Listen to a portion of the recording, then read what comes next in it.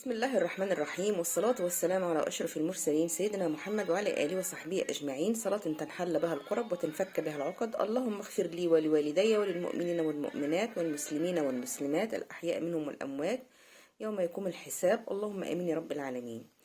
بتشتكي من قلة البركة في المال، بتشتكي ان انت بتاخد المرتب باليمين بيروح بالشمال، بتشتكي ان مرتبك بيخلص يوم 10 في الشهر وبتقعد بعد كده منفض البيت مفيهوش فلوس.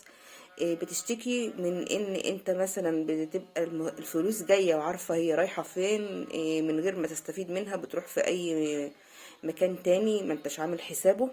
عشان ربنا يطرح البركة في مالك هتقول الكلمتين الاتنين دول بس.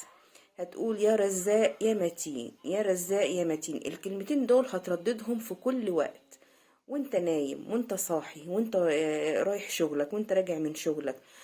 كل ما تلاقي عندك وقت، مش هنقول تسيب شغلك بقى وتقعد تردد الكلمتين، لا، كل ما تلاقي عندك وقت فراغ بدل ما تتفرج على مسلسل، حتى والله لو بتتفرج على مسلسل برضو ردد الكلمتين دول.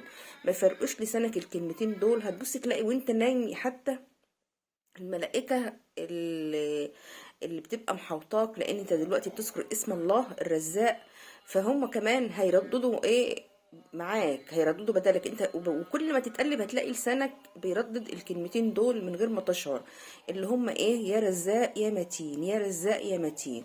كلمتين يعني خفاف خالص، مش متعبين. مش هقولك اقرأ بقى صورة، مش هتقول ما عنديش وقت ده انا بكسل. الكلمتين دول لا تسهو عنهم ابدا، يا رزاق يا متين.